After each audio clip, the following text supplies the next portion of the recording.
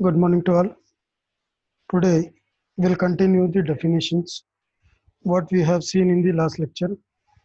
Okay, first definition is SSE. SSE अगर मैं simple सीधे भाषा में बोलूं,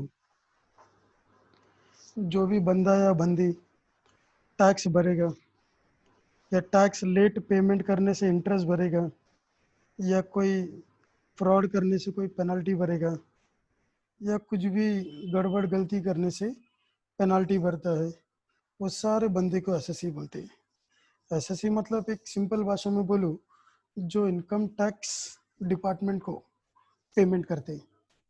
वो टैक्स हो सकता है, इंटरेस्ट हो सकता है, पेनल्टी हो सकता है, कुछ भी हो सकता है।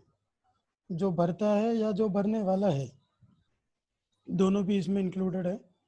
जो भरने वाला है मतलब किसी के घर में लेटर आ गया कि आप इनकम टैक्स रिटर्न फाइल करो, उसको भी एसएससी बोलेंगे। दो उसका इनकम टैक्सेबल है नहीं है, दैट इज सेकेंडरी। एक बार उसके घर में लेटर गया इनकम टैक्स के तरफ से कि आपको टैक्स रिटर्न फाइल करना है, तो उसके पूरे इनकम की जानकारी इधर देने पड़ेंगे, तो इसको भी हम लोग एसएससी ही बोलेंगे। तो एसएससी मतलब वेरी सिंपल, जो टैक्स भरता है, भरने वाला है। इंटरेस्ट या पेनल्टी जो भरता है या जिसको भरना है, सारे बंदे या बंदी को हम एसएससी बोलेंगे। चलो डेफिनेशन एक बार देख लेते, जैसे भी लिखा है, according to section 2 subsection 7 of the income tax act 1961। तो ये हमेशा पहला लाइन रहेगा। आप सेम लिख सकते हो, सेक्शन याद नहीं है तो मत लिखो, लेकिन रॉन्ग लिखेंगे तो 0 मिलेंगे। SSC means a person by whom any tax or any other sum of money is payable under the act। तो एक्ट के दौरान कोई भी अगर कोई टैक्स या कोई भी पैसा भरता है, मैंने फिर से रिपीट कर रहा हूँ, क्या बोला मैंने, कोई भी बंदा या बंदी टैक्स या कोई और पैसा भरता है, ये एक्ट के तहत, ये जो इनकम टैक्स एक्ट के तहत कोई भी पैसा भरता है, तो उसे हम लोग एसएससी कहते हैं। A person is liable to pay tax as well as interest. मैंने आपको बताया था इंटरेस्ट भरेगा तो भी वो एसएससी बन जाएगा। इंटरेस्ट कब भरता है? For late payment of tax. Tax अगर लेट पे किया तो वो क्या करेगा, इंटरेस्ट के साथ पे करेगा। और पेनल्टी फॉर, या फिर पेनल्टी भी दे सकते हैं, मैंने बताया, कैंसलमेंट ऑफ इनकम, इनकम छुपाना गलत है, फ्रॉड एक्सेट्रा। अगर ऐसा काम करेगा तो अंडर इनकम टैक्स एक्ट उसको भी क्या करना है, पेमेंट ऑफ पेनल्टी या इंटरेस्ट पे करना है। तो payment of tax, interest, penalty अगर कोई पर्सन करता है इनकम टैक्स डिपार्टमेंट को, उसको एसएससी मानेंगे। Therefore an assessee basically means person liable to pay tax, interest और पेनल्टी। तो जाहिर सी बात है, तो जो पर्सन टैक्स भरेगा, इंटरेस्ट भरेगा, पेनल्टी भरेगा, उसको हम लोग एसएससी मानेंगे। क्लियर? आगे बढ़ते। Assessment year. असेसमेंट ईयर एक सिंपल भाषा में बोलूं, करंट ईयर। तो मैं अगर सिंपल भाषा में बोलूं, एक सेकेंड है,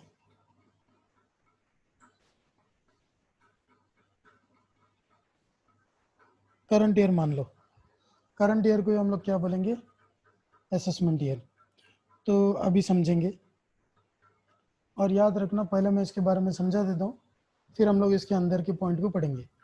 तो असेसमेंट ईयर मतलब करंट ईयर, जैसे कि हमारा करंट ईयर है 2020-21, ठीक है। जो करंट ईयर को हम लोग फाइनेंशियल ईयर भी बोलते हैं। करंट ईयर या फाइनेंशियल ईयर जो होता है 12 महीने का होता है, फिक्स्ड 12 मंथ्स, लेकिन शुरू होता है, ये फाइनेंशियल ईयर होता है। फाइनेंशियल ईयर मतलब अप्रैल में शुरू होगा और मार्च में ख़त्म होगा। एग्जाम्पल 1 अप्रैल 2020 में शुरू हुआ तो 31 मार्च 2021 में ख़त्म होगा। 1 अप्रैल 2020 में शुरू हुआ है तो 31 मार्च 2021 में ख़त्म होगा। तो मतलब 12 महीने का होता है। इसको गवर्नमेंट में इनकम टैक्स ईयर भी बोला है। समझ में आ रहा है? टैक्स ईयर बोलते हैं, गवर्नमेंट ईयर बोलते हैं, फाइनेंशियल ईयर बोलते हैं, फिजिकल ईयर बोलते हैं, इसके कई सारे नाम हैं। समझ में? अगर ये अपना 20-21 करंट ईयर है तो पिछले साल हमारा क्या रहेगा? 19-20। 19-20 जो है 2019-20 हमारा प्रीवियस ईयर है, जो साल में हम लोग इनकम कमाते हैं। असेसमेंट ईयर मतलब करंट ईयर 2020-21। पिछले साल जो भी कमाए इस साल टैक्स भरेंगे, ठीक है। तो असेसमेंट ईयर में हमेशा पिछले साल का टैक्स पे किया जाता है। तो एक बार देख लेते हैं।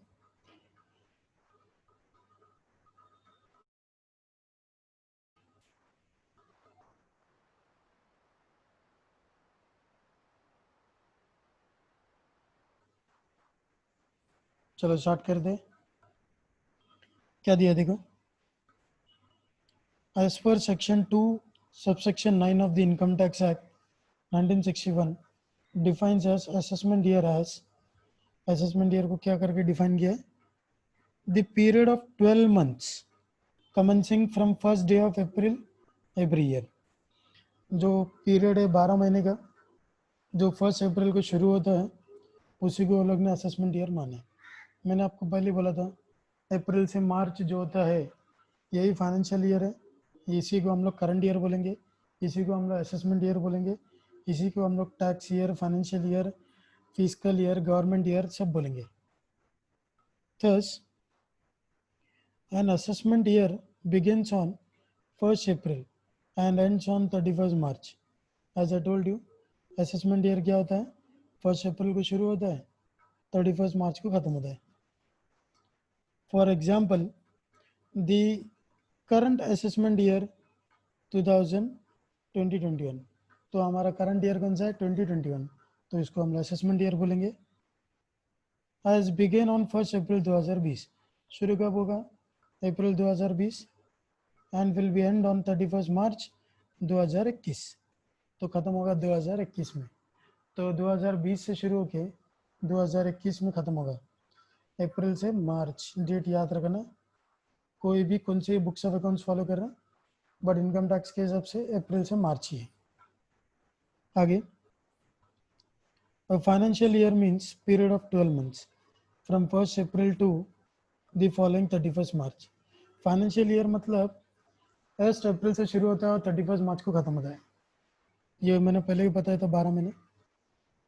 This is the accounting year of the government, इसी को लोग ने अकाउंटिंग ईयर माना है गवर्नमेंट का। The income earned by person during one financial year is taxed in the next financial year. तो एक साल में जो कमाई किया है उसकी दूसरे साल में उसका टैक्स पेमेंट करेंगे। वही चीज़ आगे भी लिखी है, क्या लिखा है? The year in which income is earned is called previous year. जो साल में हम लोग ने इनकम कमाया वो प्रीवियस ईयर है। And the next year in which income is taxed is called assessment year. Very simple, अभी मैंने बताया 2019-20 में हम लोग ने कमाया, तो उसका टैक्स का पेमेंट 20-21 में कर देंगे। तो वही चीज़ वो लोग ने लिखा है इंग्लिश में, क्या लिखा है? प्रीवियस ईयर मतलब जो साल में इनकम कमाए। असेसमेंट ईयर मतलब जो साल में उसको टैक्स भरना है। समझ में आ गया? Thus total income of the person during the financial year, that is previous year 1920, will be taxed in the next financial year, assessment year 2021। ये अभी हम लोग ने डिस्कस किया, इससे क्या कंक्लूजन निकलता है? प्रीवियस ईयर का इनकम का टैक्स हम लोग करंट ईयर में पे करेंगे, मतलब 19-20 का जो इनकम हुआ है वो 20-21 में पेमेंट उसका टैक्स का करेंगे। उसके बाद assessment year is also known as tax year, government year, financial year, physical year. This is already I told you, ठीक है। तो इसके इतने सारे नाम हैं। और क्या लिखा है? The period of assessment year is fixed and it remains so irrespective of the accounting year adopted by the SSC। तो अकाउंटिंग ईयर एसएससी कौन सा भी ले, असेसमेंट ईयर का जो पीरियड है वो फिक्स्ड है, अप्रैल से मार्च, क्योंकि असेसमेंट ईयर में हम लोग टैक्स भरते हैं जो पिछले साल में इनकम कमाया उसका।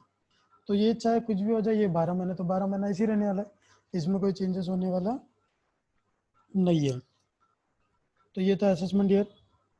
तो याद क्या रखेंगे, असेसमेंट ईयर फाइनेंशियल ईयर है, ठीक है, अकाउंटिंग ईयर है, 12 महीने का है, फिक्स्ड 12 महीने का है, अप्रैल में शुरू होता है, मार्च में एंड होता है, ठीक है। तो ये सबसे ज़्यादा इम्पॉर्टेंट पॉइंट है, ठीक है। नेक्स्ट पॉइंट, प्रीवियस ईयर, बात करेंगे प्रीवियस ईयर। प्रीवियस ईयर मतलब आपको सबको बता दूं, पिछले साल को हम लोग प्रीवियस ईयर बोलते हैं। पिछले साल जो भी इनकम हम लोग कमाएंगे उसका टैक्स कब भरेंगे हम लोग, इस साल, दैट इज करंट ईयर, ठीक है नहीं।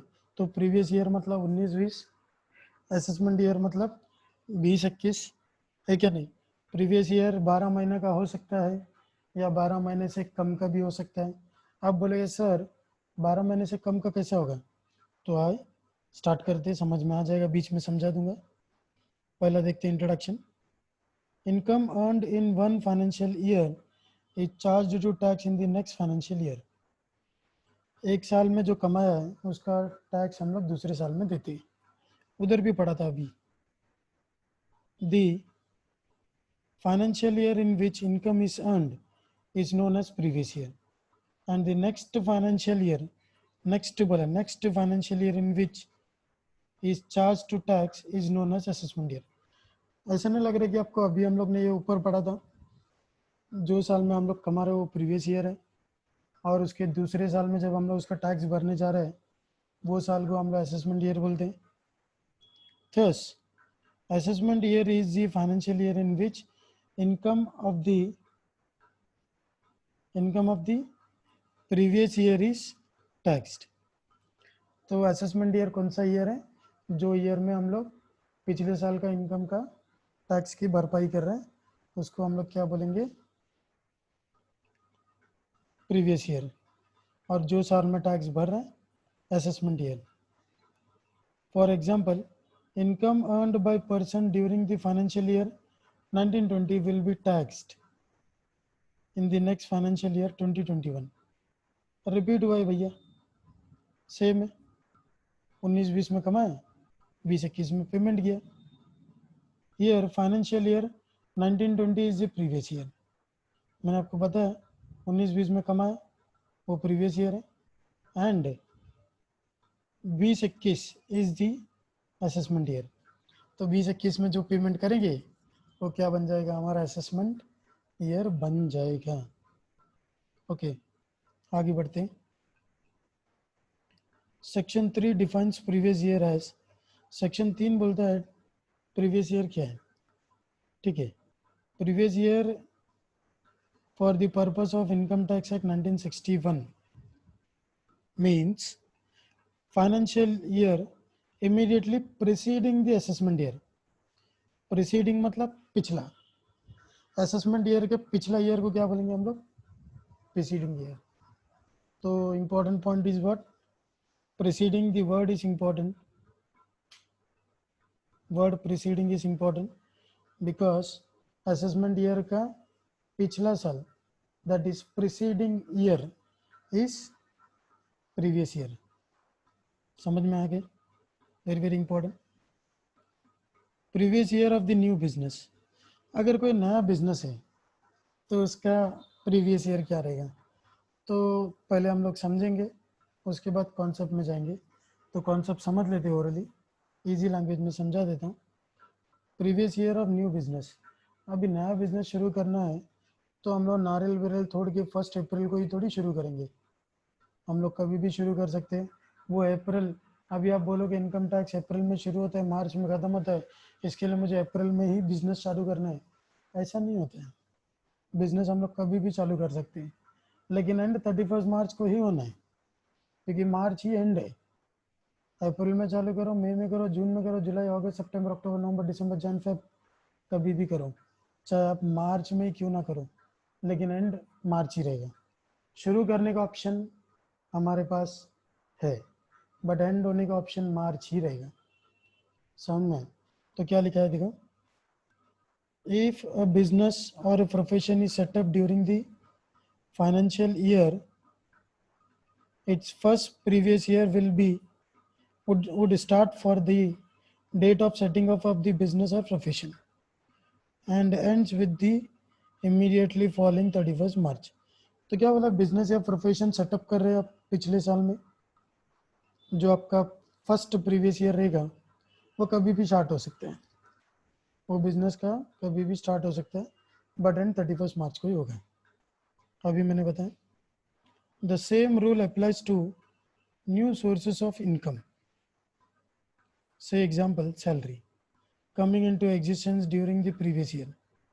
तो ये सेम एग्जाम्पल मैं ऐसे बोल सकता हूँ, से एग्जाम्पल अप्रैल में आपका एग्ज़ाम ख़त्म होता है, ठीक है, मई में आप घर में बैठते हो, एक महीना छुट्टी कर दे हो, फिर टीवाई का रिजल्ट लगता है जुलाई में, जून में, फिर आप जॉब पे जाते हो, तो जुलाई से सैलरी मिलना शुरू होता है।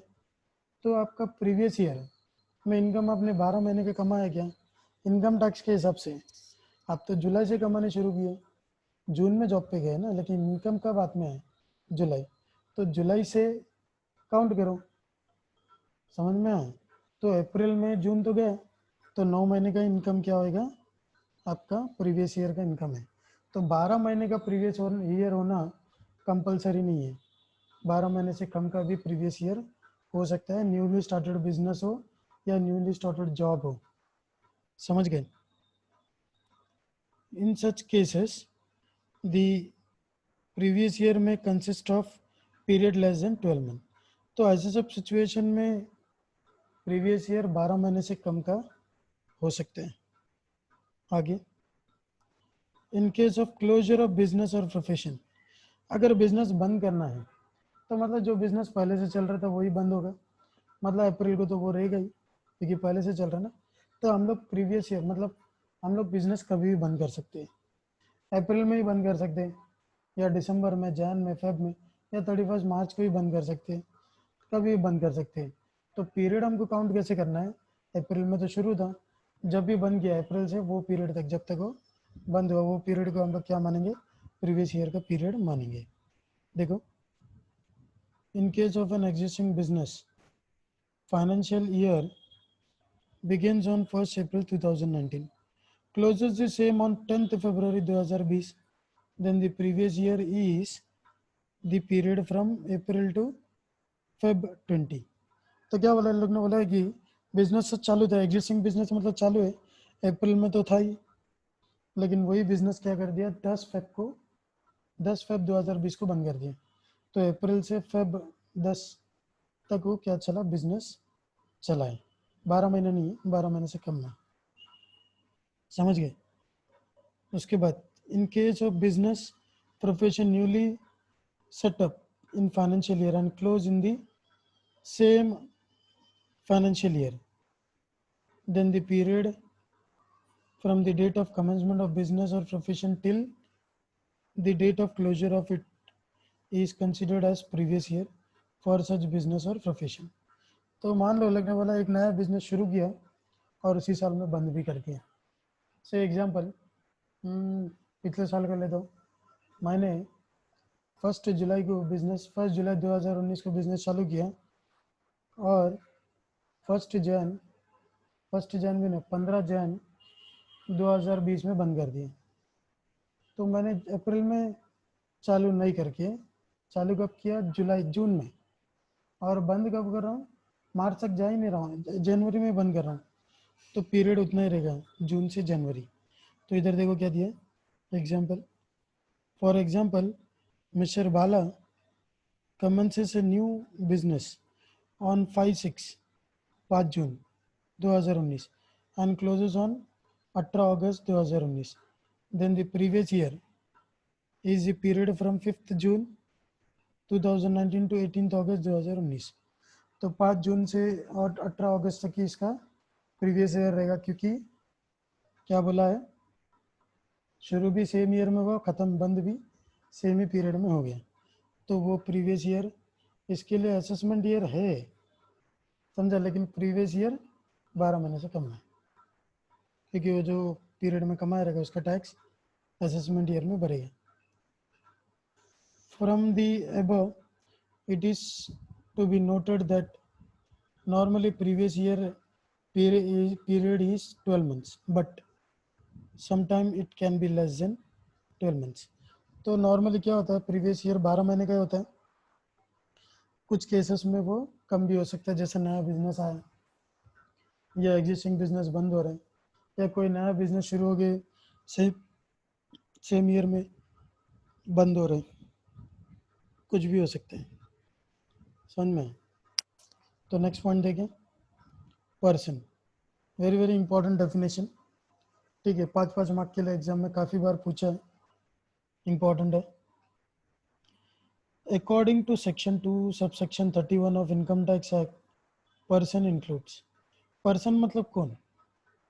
Individual, a Hindu undivided family HUF, a company, a firm, an association of person or body of individual whether incorporated or not. Incorporated मतलब registered or not.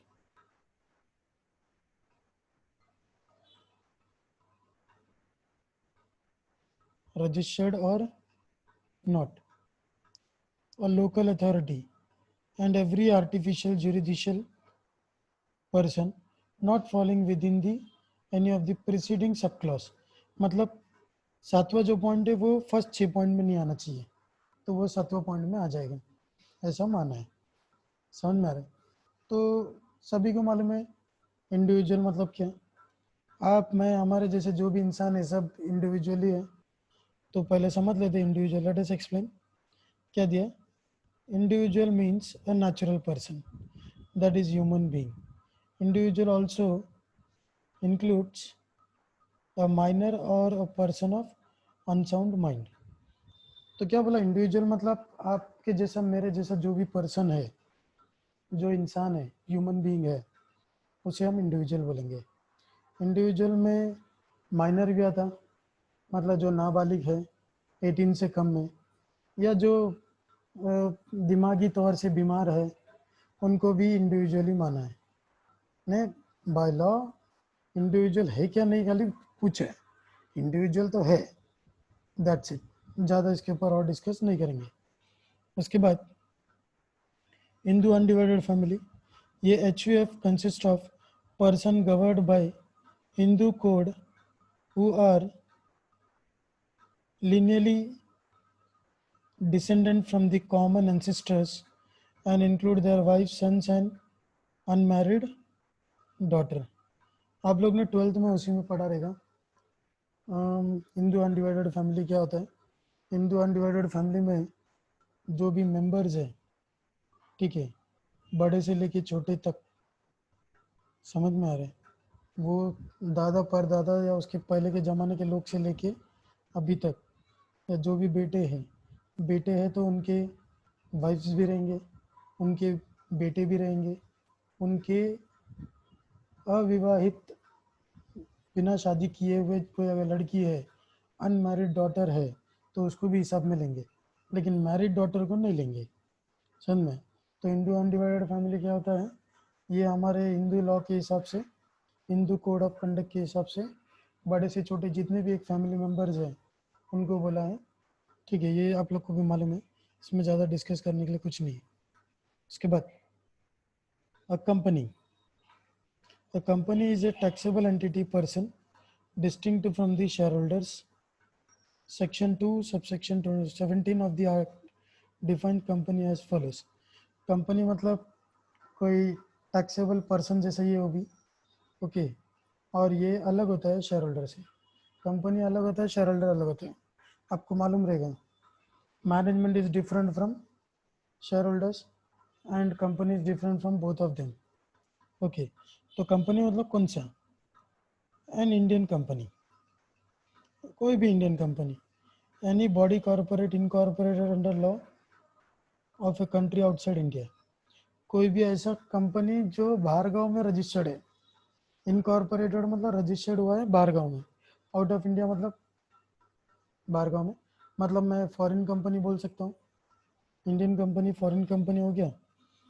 Any institution association or body which was assessed or assessable by a company as a company for the assessment year on or before 1st April 1970.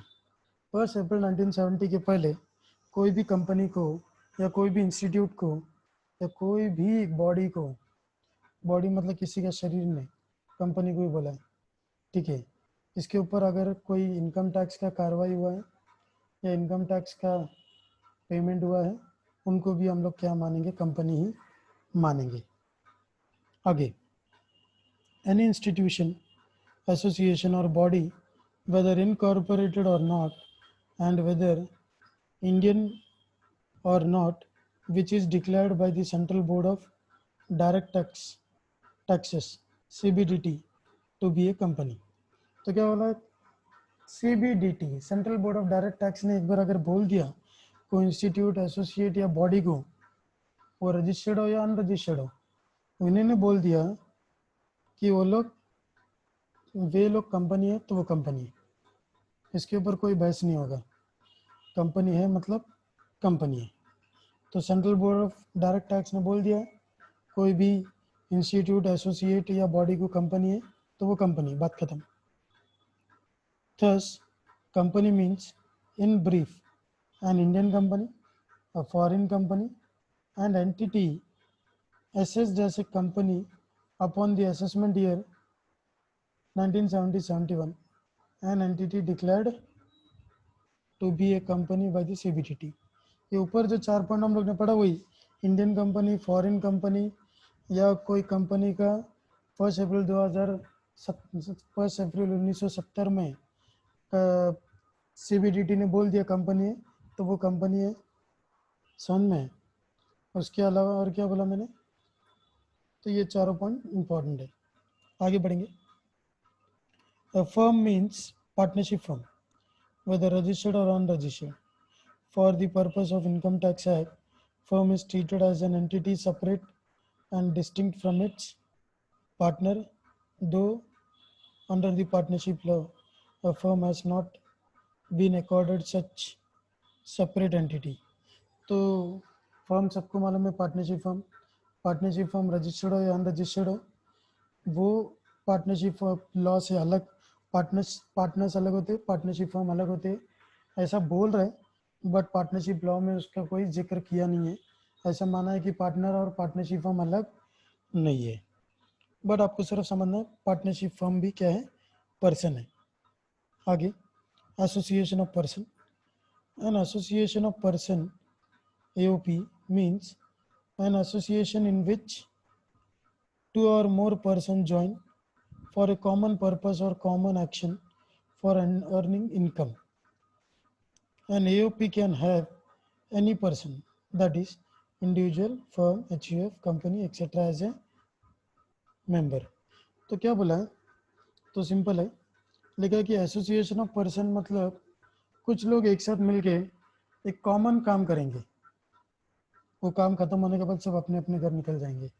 जैसे कि नवरात्रि में area के बच्चे एक साथ मिलके देवी बिठाते हैं, उसका पूजा करते हैं। गणपति में लोग क्या करते हैं, इकट्ठा होते हैं, एरिया के बच्चे चंदा जमा करते, गणपति बिठाते, फिर विसर्जन करते, फिर सब अपने अपने काम धंधे में लग जाते हैं। वैसे कोई सोसाइटी, ट्रस्ट, कोई जॉइंट वेंचर कंपनी, सब एक दूसरे से मिलेंगे, एक हद तक एक साथ काम करेंगे, फिर अलग हो जाएंगे। मतलब कहने का क्या मतलब है, एसोसिएशन मतलब ग्रुप बनाना, मिलके एक साथ काम करना। जैसे उनका काम खत्म हो गया, सब अपने अपने घर। एग्जाम्पल आप देख सकते हो, a company joining with 2 other companies in a joint venture. Joint venture में दूसरे 2 कंपनी के साथ जुड़ रहा है। A trust, a club, cooperative society. आजकल तो कोऑपरेटिव सोसाइटी में भी लोग मिलके गणपति बिठाते, विसर्जन करते, नवरात्रि करते, होली खेलते। तो ये सब क्या करते, चंदा जमा करते, वो पीरियड तक ही साथ में रहते, उसके बाद सब अपने अपने घर। तो इसको बोलते हैं एसोसिएशन ऑफ पर्सन्स, लोगों का मिलकर कोई कार्य करना, कार्य खत्म होते ही सब अपने अपने घर। उसके बाद बात करेंगे body of individual. Body of individual team of individual carrying on some activity, the object of earning income. Body of individual मतलब अगर फर्म है तो सिर्फ पार्टनरशिप फर्म, अगर इंडिविजुअल है तो सिर्फ इंडिविजुअल, अगर कंपनी है तो सिर्फ कंपनी, इसमें कोई मिक्स नहीं होगा। समझा? समझ में आया क्या बोला? ये नए मेंबर बनाते नहीं है, ये खुद अपना अलग अपना अपना मेंबर अपना अपना काम करते हैं। समझ में? इसके लिए बॉडी ऑफ इंडिविजुअल बोला, इंडिविजुअल मतलब अकेला, वही टाइप के लोग उनके साथ रहेंगे। डिफरेंस क्या है एसोसिएशन ऑफ पर्सन और बॉडी ऑफ इंडिविजुअल में? There are two major difference between association of person and body of individual. पहला, an association of person means consist of non-individual, but body of individuals consist of only individuals or human beings and cannot have any other person. For example, firm HUF as a member. तो क्या बोला? Association of person में जो non individual है, मतलब एक soul trader है, अपना धंधा कर रहे हैं, वो पार्टनरशिप फर्म को भी साथ में ले रहे हैं, वो कंपनी को भी साथ में ले रहे हैं, सब मिलके एक साथ काम कर रहे हैं। तो सोल ट्रेडर तो अकेला आदमी है, पार्टनरशिप फर्म तो अकेला नहीं है, कंपनी तो अकेला नहीं, उसके अंदर बहुत सारे लोग हैं। तो वही चीज़ बोला कि एसोसिएशन ऑफ पर्सन में इंडिविजुअल के साथ नॉन इंडिविजुअल भी मिलके रहते हैं, बट बॉडी ऑफ इंडिविजुअल में सिर्फ इंडिविजुअल रहते हैं। HUF है तो सिर्फ HUF, फर्म है तो सिर्फ फर्म, सोल ट्रेडर है तो सिर्फ सोल ट्रेडर। तो ये एक पहला डिफरेंस है। Further, an association of person denotes voluntary, deliberate or contractual coming together. A body of individual on the other hand may raise due to operation of law, example heirs of a deceased person earning income from the property inherited under law of succession. तो क्या बोला? Association of person में सब अपने मर्जी से आते हैं, वॉलंटरीली मतलब मर्जी से, डेलिबरेटली मतलब जानबूझ के आते हैं, कॉन्ट्रैक्चुअली मतलब कुछ पीरियड तक साथ में रहने का वादा करते रहते हैं। इन बॉडी ऑफ इंडिविजुअल में ऐसा नहीं, एक ही आदमी है, अगर वो आदमी चला गया तो उसका कोई अभी समझो दादा है, दादा का प्रॉपर्टी उसका पोता पोती के लिए या बेटा बेटी के लिए, जैसे भी है, जैसा लॉ बोलेगा उसके हिसाब से उसको मिलना चाहिए। तो ये बॉडी ऑफ इंडिविजुअल, एक गया तो उसके जगह में दूसरा आएगा, लेकिन दो चार एक साथ नहीं रहेंगे। समझ मतलब बॉडी ऑफ इंडिविजुअल में हमेशा एक ही रहेगा, एसोसिएशन ऑफ पर्सन में एक से ज़्यादा रहते हैं। समझ में आ गया? नेक्स्ट एग्जांपल, एक सेकेंड है, तो नेक्स्ट एग्जांपल देख ले। Local authority, local authority includes municipality, district board, port trust, ग्राम पंचायत, म्यूनसिपल कॉरपोरेशन और any other authority entrusted by the government with the control and management of the local fund. Local fund मतलब हम जैसे लोगों का जो भी टैक्सेस है या घर पट्टी है या लाइट बिल है, जो भी है, जो भी जमा होता है, इसके साथ हमारा लोकल अथॉरिटी क्या करता है? लोकल अथॉरिटी मतलब जो भी हमारे म्यूनसिपालिटी है, ग्राम पंचायत है, ठीक है, पंचायती राज है, म्यूनसिपल कॉरपोरेशन है, ये तो आप लोग को मालूम ही रहेगा। तो पैसे के साथ क्या करते हैं, ये इंपॉर्टेंट है। तो local authority, municipality. Next, artificial person. The term artificial person, artificial juridical person covers any entity having separate legal existence not covered under any of the above category, that is all such person who cannot include under any of the first six list. It is residuary category include university, bar council, LIC etcetera. तो क्या बोला, जो ऊपर 6 point या 7 point जो भी हम लोग ने देखे, उसमें अगर वो नहीं आ रहा है तो वो इसमें आएगा, क्योंकि ये सबसे लास्ट पार्ट है, रेसिडुअल पार्ट है, रेसिडुअरी पार्ट है, तो इसमें सब आएंगे। तो ऊपर के जो कैटेगरी में नहीं आएंगे वो इसमें आएंगे।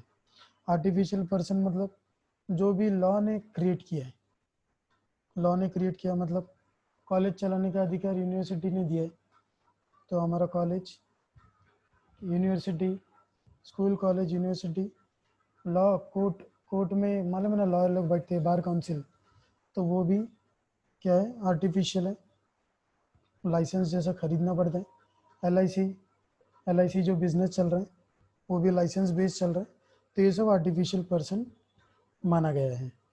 समझ में? तो आर्टिफिशियल पर्सन मतलब जो कोई भी कैटेगरी में नहीं आता है, वो आता है आर्टिफिशियल जुरिडिशियल पर्सन की कैटेगरी में। कुछ एग्जांपल्स मैंने लिए समझाने के लिए।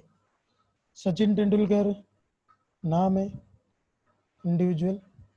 काजल माइनर है तो क्या हुआ, है तो इंसान, individual. Ram, his wife Sita and 2 sons Luv and Kush, ये सब एक ही फैमिली के, Hindu undivided family.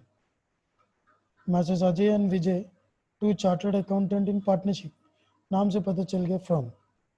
Reliance industries limited company. Tata memorial trust, trust यानी association of person. Bombay cricket club, club यानी association of person. A, B and C individual constituted constructed a cinema theater jointly and share the rent. Body of individual, क्योंकि बांधा है मिलके सबने एक साथ cinema hall, लेकिन रेंट क्या करते हैं वो लोग शेयर करते हैं, तो अलग अलग जा रहा है ना, इसके लिए बॉडी ऑफ इंडिविजुअल। इंडिविजुअल्स बहुत सारे हैं, ठीक है, 4 लोगों का, इसमें 3 है ABC, 3 लोगों का बॉडी एक साथ मिलके, ये लोग ने तीनों ने मिलके काम किया, तीनों ने मिलके रेंट बांट के ले रहे हैं, इसको बॉडी ऑफ इंडिविजुअल बोलते हैं। Mumbai municipal corporation, local authority. Marathwada university, artificial juridical person. Mumbai university, artificial juridical person.